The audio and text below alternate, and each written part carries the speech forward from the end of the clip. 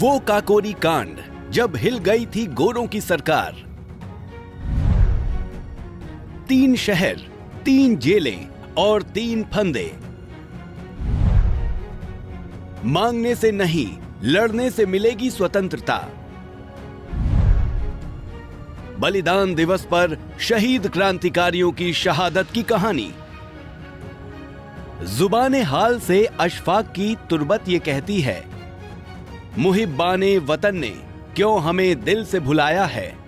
बहुत अफसोस होता है, बड़ी तकलीफ होती है। शहीद अशफाक की तुरबत है और धूपों का साया है। जी हां, ये चंद लाइनें उन अमर शहीदों के लिए सटीक बैठती हैं, जिन्होंने हंसते हंसते भारत में शहीदों की तुरबत की खुशबू भर दी। उन अमर शहीदों ने उत्तर प्रदेश के एक छोटे से शहर शाहजहांपुर की धरती पर जन्म लेकर हिंदुस्तान की जमीन पर आजादी की एक अलग जलाई। आज आजादी के नायक रहे उन तीनों शहीदों के बलिदान का दिन है, जिन्होंने ब्रिटिश हुकूमत के खिलाफ हल्ला ही नहीं बोला, बल्कि हंसते हंसते फांसी के फंदे पर चढ़ गए।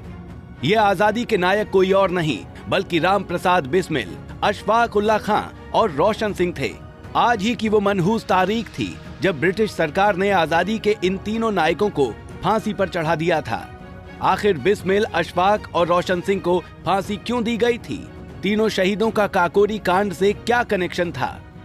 बिस्मिल, अशफाक और रोशन सिंह को फांसी देने के लिए अलग अलग शहर, अलग अलग जेलों के अलग अलग फंदे क्यों प्रयोग किए गए थे? आज हम आपको आजादी के नायक और हिंदुस्तान में आजादी की अलग जलाने वाले बिस्मिल, अशफाक और रोशन सिंह की पूरी कहानी बताएंगे कैसे काकोरी कांड को अंजाम दिया गया और सरकारी खजाने को डंके की चोट पर लूट लिया गया। वो 19 दिसंबर 1927 का दिन था जब भारत के शहीद क्रांतिकारियों अशफाक उल्लाह खां, पंडित राम प्रसाद बिस्मिल और ठाकुर रोशन सिंह को फांसी की सजा दी गई थी। फांसी की इस पूरी कहानी को समझने के लिए आपको गांधी जी के उस असहयोग आंदोलन को समझना होगा, जिसकी वजह से शहीद क्रांतिकारियों में गांधी के प्रति नाराजगी की लहर उठी और बात काकोरी कांड तक पहुंच गई। गांधी से नाराजगी और उठा ली बंदूकें। अंग्रेज हुक्मरानों की बढ़ती ज्यादतियों का विरोध करने के लिए राष्ट्रपिता महात्मा गांधी ने 1 अगस्त 1920 को असहयोग आंदोलन की शुरुआत की थी। आंदोलन के दौरान स्टूडेंट्स ने सरकारी स्कूलों और कॉलेजों में जाना छोड़ दिया था।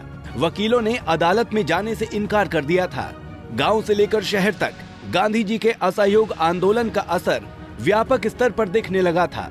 लेकिन 4 फरवरी सन 1922 को जब देश भर में गांधी जी का असहयोग आंदोलन चल रहा था, असहयोग आंदोलन के समर्थन में तैयारी के साथ कई जत्थे निकले थे। आंदोलनकारियों ने यह तय किया था कि अंग्रेज कितना भी अत्याचार करें, पीछे नहीं हटा जाएगा। सेवकों को अलग अलग जत्थे में बांट दिया गया था, लेकिन पुलिस ने भीड़ को तितर बितर करने के लिए गोली चला दी, जिसमें 10 आंदोलनकारियों की मौत हो गई।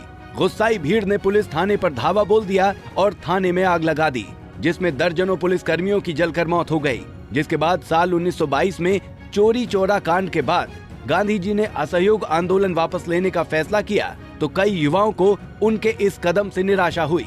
इनमें राम प्रसाद बिस्मिल और अशफाक भी शामिल थे। मांगने से नहीं, लड़ने से मिलेगी स्वतंत्रता।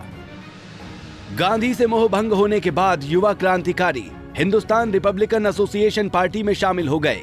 इनका मानना था कि मांगने से स्वतंत्रता मिलने वाली नहीं है, इसके लिए हमें लड़ना होगा। पर लड़ने के लिए बम, बंदूकों और हथियारों की जरूरत थी, जिनके सहारे अंग्रेजों से आजादी छीनी जाती। युवा क्रांतिकारियों का यह भी मानना था कि अंग्रेज इतने कम होने के बावजूद करोड़ों भारतीयों पर शासन कर पा रहे हैं, क्योंकि उनके पास अच्छे हथियार और एडवांस टेक्नोलॉजी है। ऐसी स्थिति में हमें उनसे भिड़ने के लिए ऐसे ही हथियारों की जरूरत होगी। इसके बाद इन युवा क्रांतिकारियों के दिल और दिमाग में पैसे जुटाने वाले आइडिया ने जन्म ले लिया था। कहां से आया सरकारी खजाना लूटने का आइडिया? क्रांतिकारियों के पास ब्रिटिश हुकूमत से लड़ने के लिए जज्बा था, हिम्मत थी और उम्मीद थी। लेकिन कहते हैं ना, भूखे भजन ना होए गोपाला, ले तेरी ये कंठी माला। अंग्रेजी शासन से लड़ने के लिए पैसों और हथियारों की जरूरत थी। युवा क्रांतिकारियों के पास यहीं से दिमाग में खुराफाती आइडिया चलने लगा था।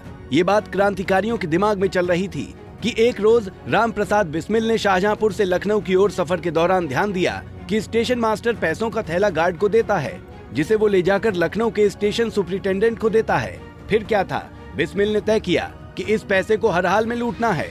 बस यहीं से काकोरी लूट की नींव पड़ी।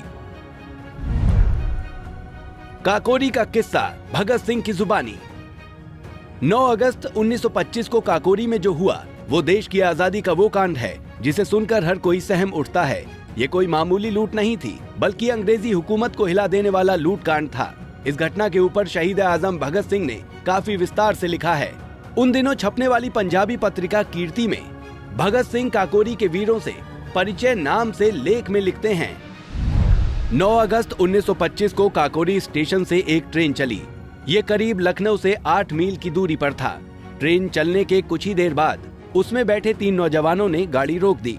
उनके ही अन्य साथियों ने गाड़ी में मौजूद सरकारी खजाने को लूट लिया। उन तीनों नौजवानों ने बड़ी चतुराई से ट्रेन में बैठे अन्य यात्रियों को धमका दिया था और समझाया था कि उन्हें कुछ नहीं होगा, बस चुप रहें। लेकिन दोनों ओर से गोलियां चल रही थीं और इसी बीच एक यात्री ट्रेन से उतर गया और उसकी गोली लगकर मौत हो गई। इसके बाद अंग्रेजों ने इस घटना की जांच बैठा दी। सीआईडी के अफसर हार्टन को जांच में लगा दिया गया। उसे मालूम था कि ये सब क्रांतिकारी जत्थे का किया धरा है। कुछ वक्त बाद ही क्रांतिकारियों की मेरठ में होने वाली एक बैठक का अफसर को पता लग गया और छानबीन शुरू हो गई। सितंबर आते आते गिरफ्तारियां होनी शुरू हो गई। 4601 रुपए लूटने के बाद ब्रिटिश हुकूमत में मच गया था भूचाल। बंदूक की नोक पर काकोरी में सरकारी खजाने के 4601 रुपए लूटने के बाद ब्रिटिश सरकार में भूचाल मच गया। 1 महीने के अंदर लगभग 40 लोगों को गिरफ्तार कर लिया गया। इनमें स्वर्ण सिंह, राम प्रसाद बिस्मिल, अशफाक उल्ला खान, राजेंद्र लाहिड़ी, दुर्गा भगवती चंद्र वोहरा, रोशन सिंह, सचिंद्र बख्शी, चंद्रशेखर आजाद, विष्णु शरण दुबलिश, केशव चक्रवर्ती, बनवारी लाल, मुकुंदी लाल, शचेंद्र नाथ सान्याल एवं मनमथ नाथ गुप्ता शामिल थे। इनमें से 29 लोगों के अलावा बाकी को छोड़ दिया गया था।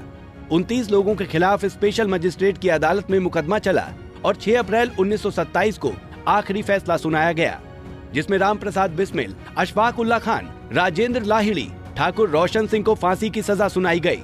जिन लोगों पर मुकदमा चलाया गया उनमें से कुछ को 14 साल तक की सजा दी गई और 2 लोग सरकारी गवाह बन गए, इसलिए उनको माफ कर दिया गया।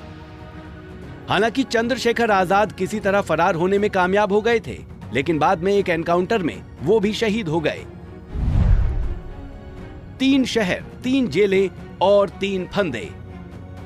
इसे इत्तेफाक माना जाए या फिर कुछ और, एक ही शहर में बिस्मिल, अशफाक और रोशन सिंह का जन्म हुआ और एक ही दिन तीनों अमर शहीदों को फांसी दे दी गई।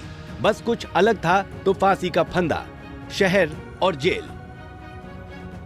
काकोरी कांड के लिए भारत के शहीद क्रांतिकारियों अशफाक उल्ला खान, पंडित राम प्रसाद बिस्मिल और ठाकुर रोशन सिंह को 19 दिसंबर 1927 को फांसी दे दी गई।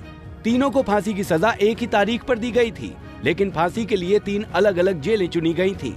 अशफाक उल्ला खान को 19 दिसंबर 1927 को गोरखपुर जेल में फांसी की सजा दी गई थी।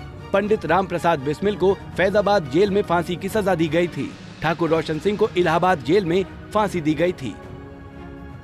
भले ही शहीद क्रांतिकारी राम प्रसाद बिस्मिल, अशफाक उल्ला खान और ठाकुर रोशन सिंह को फांसी दे दी गई थी, लेकिन शहीद आजम भगत सिंह ने लिखा है, लिख रहा हूं मैं अंजाम जिसका कल आगाज आएगा, मेरे लहू का हर कतरा इंकलाब लाएगा। मैं रहूं या ना रहूं पर एक वादा है तुमसे मेरा की, मेरे बाद वतन पे मरने वालों का सैलाब आएगा। अमर शहीद क्रांतिकारियों की शहादत पर पूरे देश को फक्र है। हमसे जुड़े रहने के लिए हमारे YouTube चैनल को सब्सक्राइब करें और नई वीडियो की नोटिफिकेशन के लिए बेल आइकॉन को दबाएं।